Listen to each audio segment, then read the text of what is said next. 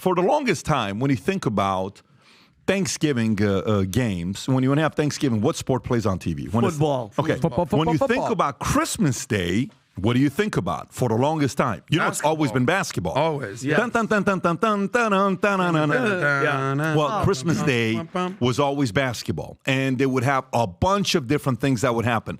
This year, it was a different story. So I post a tweet this year. I want to talk about some of the numbers on NFL against the NBA, how the NBA is getting destroyed. So I posted this.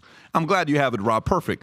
So I get this from this one website. I want to give these guys proper love because they're actually classy guys, and they reached out to me, and I simply reshared whatever was in the score. I'll give it to them here in a minute. They're somewhere there.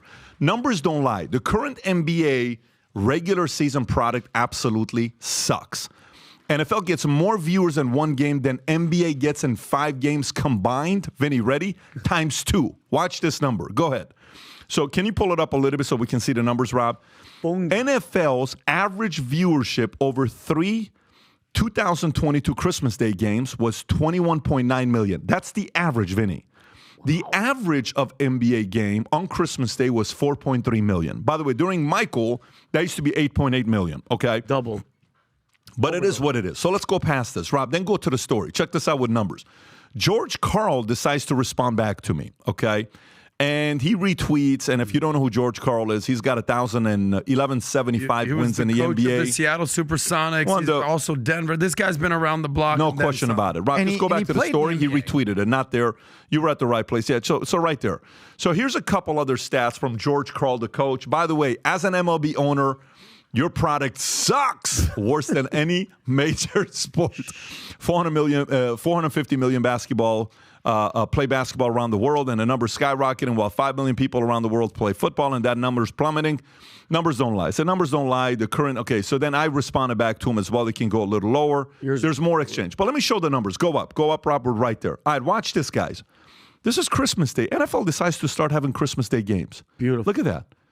Raiders-Chiefs. 29.17 million. Damn. Giants-Eagles, 29.02. I thought Ravens-49ers would have been the most. 27.23 million. Look at the NBA games on Christmas Day. Bucks-Knicks, 2.5 million. Warriors-Nuggets, 4.1 million. Celtics-Lakers, Vinny, Christmas Day. 5 million, that's it? 76ers Heat, only 1.3 million. And Mavs-Sun, you're talking about Luka against Booker, against, Durant, 1.5 million people. You combine all the NBA games together times 2, it still doesn't beat an NFL game. One game. Now, the Heat are the defending conference champion, Jimmy Buckets, right? Nobody cared. Now keep going lower. Now watch this. Jimmy didn't even play that So game. it gets worse. It gets worse when I'm comparing those. So another guy responds back and he says, that's not fair because the NBA plays 82 regular game seasons and the NFL only plays 17. I said, no problem. Let's do that. If the NBA averages 4.3 million views per game in the regular season, the NFL averages 21.9. 82 times 4.3 equals 352 million views. The NFL only plays 17. 17 times 21.9 equals what? 372 million people. George Karl, being the fact that he's a basketball guy, I told Coach Karl, that's like a basketball player taking only 17 shots, scoring more points than the other guy that took 82 shots. Pretty embarrassing. Go a little lower, okay, when it comes down to the dollars. Keep going. When it comes down to dollars, I think it's a little bit above that with the dollars, okay? Here's a revenue. 2022, NFL took in $17 billion revenue. MLB, the boring sports that he's talking about, $10.5 billion. NBA took $9.6 billion. And MLS, that's a small little product that's coming up. It's at $1.5 billion. NHL's at $4.9 billion.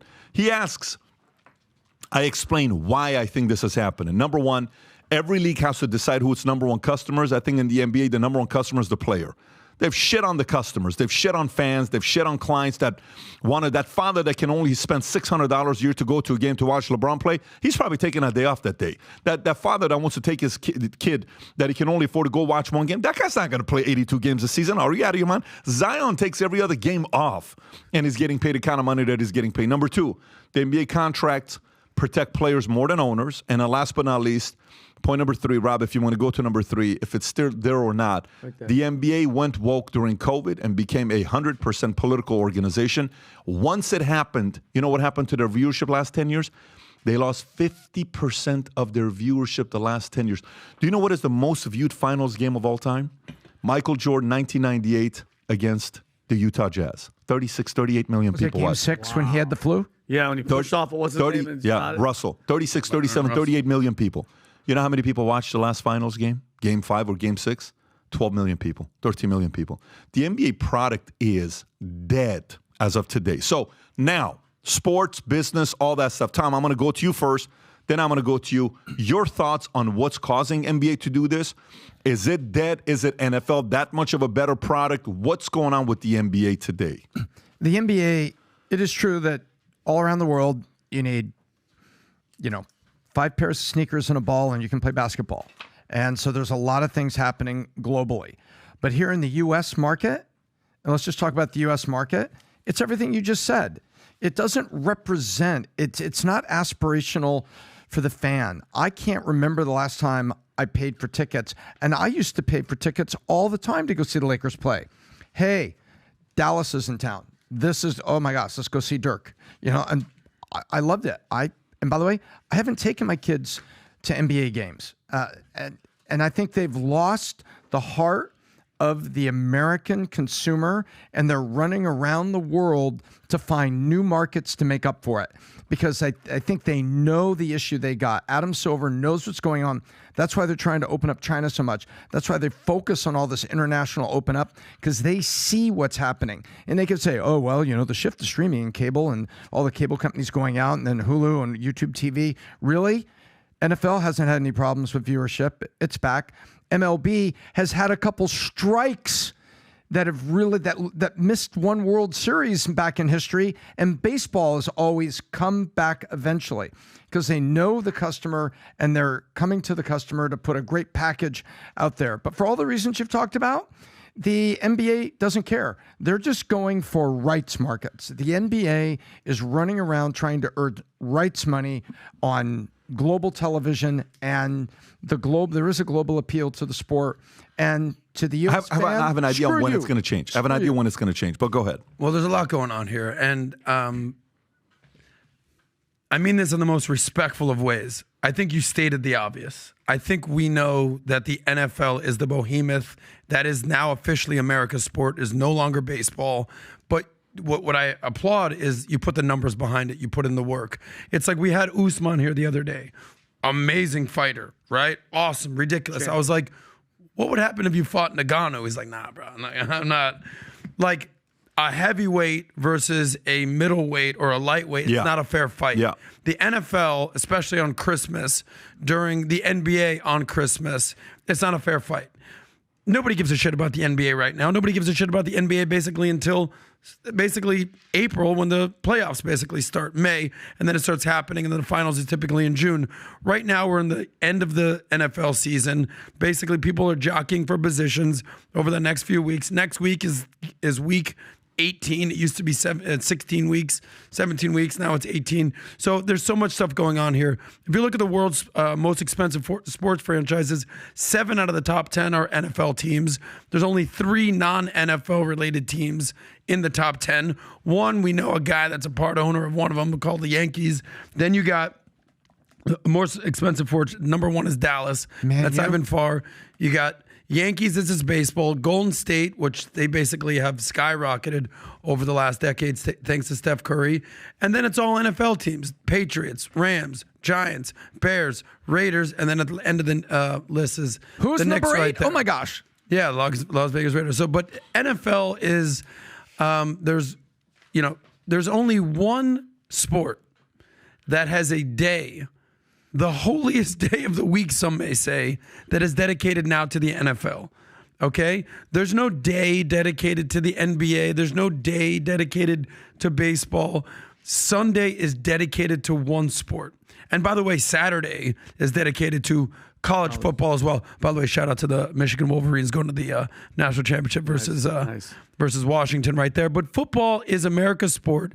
Days are dedicated for it, and you put the numbers behind it. And of course, someone like George Karl, I'm still NBA waiting coach, I'm going to push back, bro. For 5 minutes, I'm waiting for a push. But there's no pushback. Oh, there's no pushback. There's no pushback. I'm just saying you stated the obvious. Everyone knew this, but you put the math behind it. By the way, let me ask you a question. What is a more, Rob, can you put this as a poll? What's a more exciting product that you like to play? Okay, watch this. Just a viewer. What product do you like to play more? Put soccer, put baseball, put basketball, put football. Not MLB, NFL. Just what game do you like to play? Okay, I don't want us to answer because we'll influence it. I just want to know what's going to happen within the first few minutes because I'm willing to tell you if you have any opinions on this. Do you have anything about this whole situation? Yeah. Because you touched on it for one point, but I think we kind of just mulled over it. How much do you think the way that the NBA handled, with COVID, and then you mentioned this in the tweet, LeBron James being the face of the NBA, the King James, during all of Trump's thing, his attitude towards Trump, when that girl was shot and killed, I forgot her last name, which, by the way, the cop was exonerated. LeBron James tweeted and called for violence. He goes, "You're next." Oh, the Brianna. cop. How much of that woke kneeling for the national anthem? Hold on, that anti-American sentiment. Just recently, he walked into to a game, sat on his ass, and didn't do anything. A lesson learned from the Dylan Mulvaney. Well, America. We don't like that crap. We don't like that anti-American stuff. We don't want you pushing your gender crap on beer.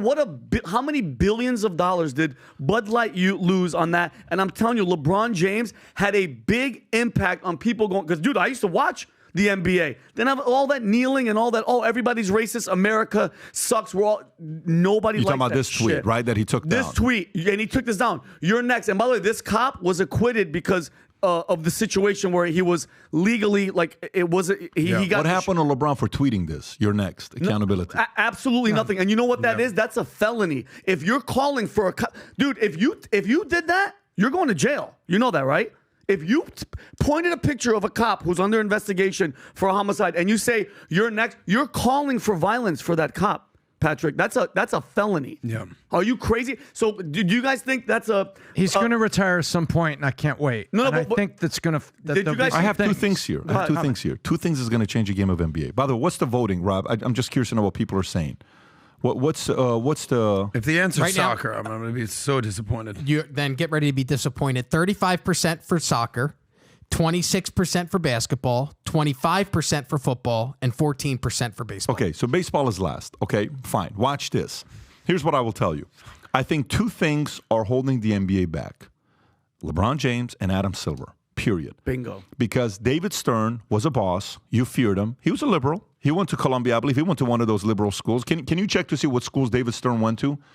Type in David Stern because almost every one of these guys, they're pretty much liberal guys that went to zoom in. What law school? Rutgers and Columbia. There you go. Yeah, he went to Columbia.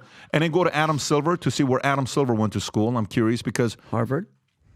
Adam Silver went to, I think, also the same zoom in. He went to Chicago and Duke. Okay, he went to Duke. Good for him.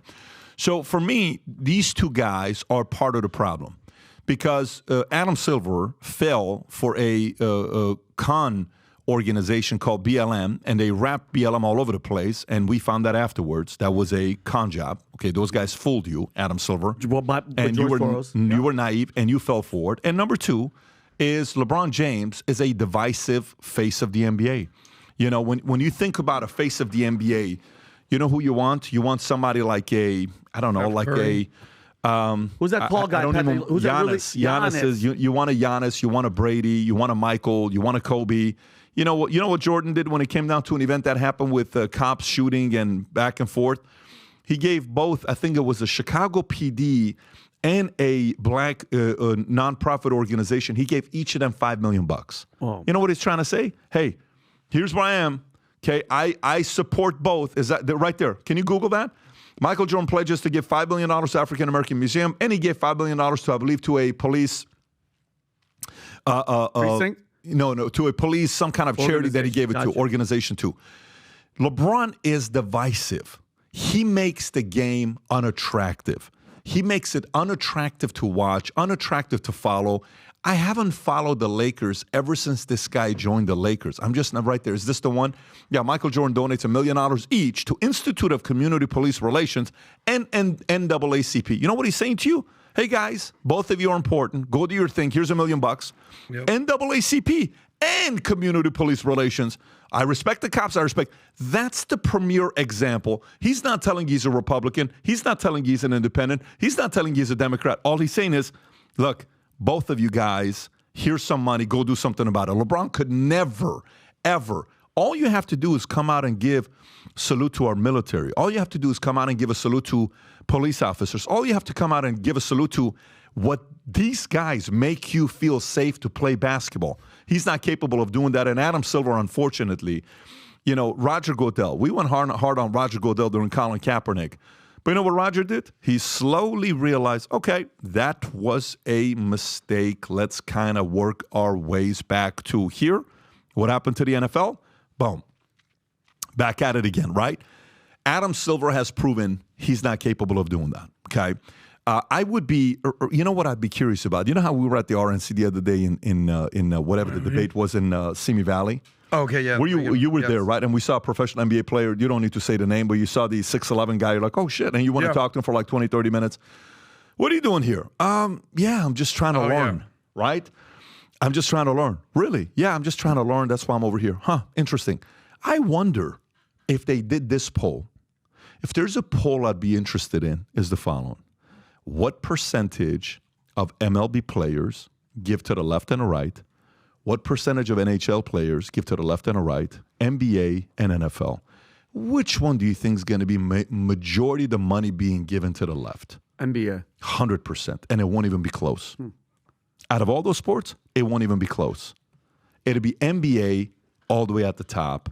Majority money being given to Democrats. Yep. And it makes sense. Yep. It's a turnoff of a product. And LeBron has that, is rich and that victim, when you talked about this with Tico and Dylan, that victimhood mentality. Oh, it's like, bro, relax, because you're not a victim and you're making everybody feel like they're a victim, bro. So if you like this clip and you want to watch another one, click right here. And if you want to watch the entire podcast, click right here.